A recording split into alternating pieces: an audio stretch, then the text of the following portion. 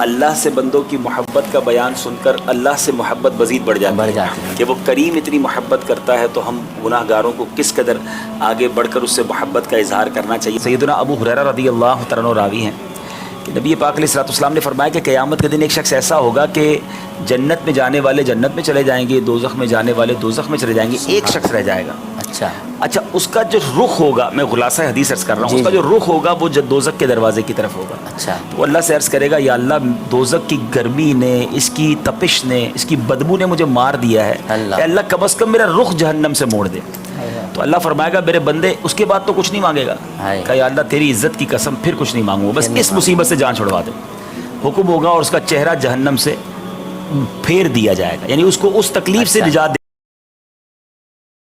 اللہ سے عرض کرے گا یا اللہ کرم کر مجھے کم از کم جنت کے قریب تو کر دے، جنت کو دیکھ تو لوں قریب سے۔ اللہ فرمائے گا تو اس طرح کے جملے ہیں حدیث کے کہ تو کیسا بندہ ہے، تو نے وعدہ کیا تھا کہ میں تجھ سے اس کے بعد کچھ اور نہیں مانگوں گا، اب اگر تیری یہ خواہش پوری کر دی جائے پھر تو کچھ اور نہیں مانگے گا۔ کہ یا اللہ تیری عزت و جلال کی قسم بس اب آپ یہ میری بات پوری کر دے، مجھے جنت کے قریب کر دے، پھر میں کچھ نہیں مانگوں گا۔ اسے جنت کے قریب کر دیا جاتا ہے۔ اب وہ جب جنت کی لذتیں اور جنت کی نعمتیں، اس کی شادابیاں، اس کی سرسبزگی دیکھتا ہے اور اس کی خوشبوئیں سونگھتا ہے، کچھ عرصے کے بعد پھر اللہ کو عرض کرتا ہے تو یا اللہ تیری مہربانی مجھے جہنم میں داخل کر دے، دکھا دیے جنت تو جنت میں داخل کر دے۔ اللہ فرمائے گا تو اتنا وعدہ خلاف ہے، اتنے وعدے کیے تو نے کہا اب اور کچھ نہیں مانگوں گا، پھر مانگ رہا ہے کہ اللہ اپنے بندوں میں سے محروم بندہ مت رکھ، کرم فرما اور مجھے جنت میں داخل کر دے۔ اللہ کی رحمت جوش میں آئے گی، اس کو جنت میں داخل بھی کیا جائے گا، کہا جائے گا مانگ اب اور کیا مانگتا ہے۔ وہ جو مانگے گا، حدیث کے الفاظ ہیں اللہ وہ سب عطا فرمائے گا، فرمایا جتنا تو نے مانگا اتنا اور اس سے 10 گنا تجھے اور دیا جاتا ہے۔ کیسا کریم مولا، یعنی کسی صورت بندے کو بخش دیا جائے، وہ میرا بندہ راضی ہو جائے، وہ بندہ خوش۔ یہاں یہ بات بھی سیکھنے کو ملی کہ ماں کا بچوں سے پیار، اور اللہ ماں سے 70 گنا زیادہ محبت کرتا ہے۔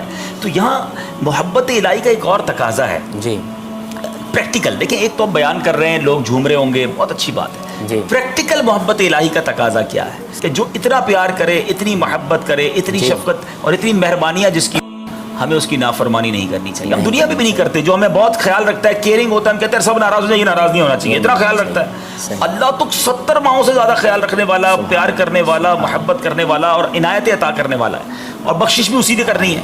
تو اس کی نافرمانی سے کتنا بچنا چاہیے۔ دوسرا پریکٹیکل وہ یہ ہے اللہ کے فیصلوں پر راضی رہنا۔ دیکھیں یہ طے ہے، ہم ساتھوں بیٹھے ہیں، بلکہ مدنی چل کے ناظرین بیٹھے ہیں، میری ماں میرے خلاف فیصلہ نہیں کرے گی، یہ طے ہے۔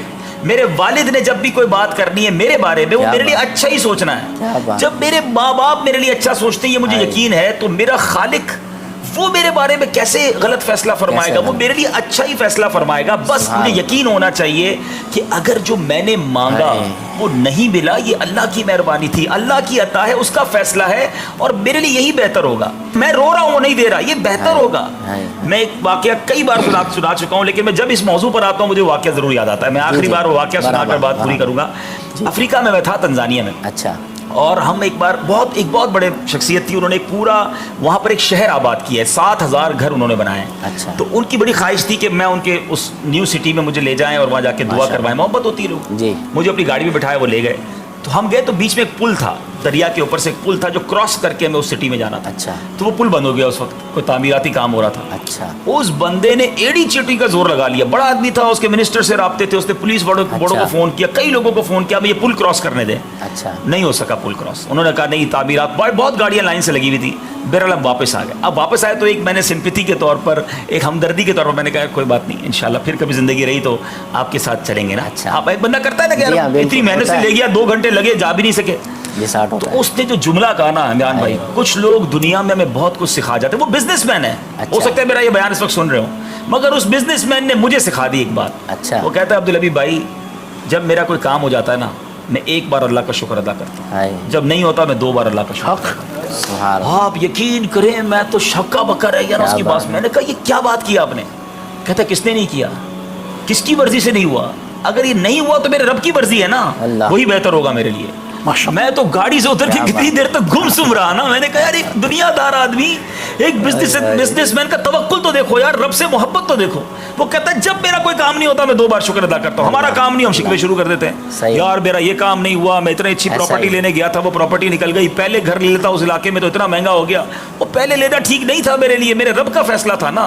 اگر ہر اس چیز میں مجھے یہ اطمینان نصیب ہو جائے کہ میرے مالک کا فیصلہ ہے, یہ محبت الہی کا پریکٹیکل, کہ آپ اللہ کے فیصلوں پر راضی رہیں, اس ہر حال میں اس کا شکر ادا کریں. مجھے تھوڑے پیسے دیے ہیں تو یہی میرے لیے بہتر ہے. کیا پتا زیادہ پیسے ملتے میرا ایمان چلا جاتا, میں بدعمل ہو جاتا. آج مجھے اولاد اگر نہیں ملا بیٹا, میں رو رہا ہوں بیٹے کے لیے, کیا پتا وہی بیٹا گھر سے باہر نکال دیتا. کیا نہیں پڑھتے ہم واقعات کہ بیٹے ماں باپ کو مارتے ہیں؟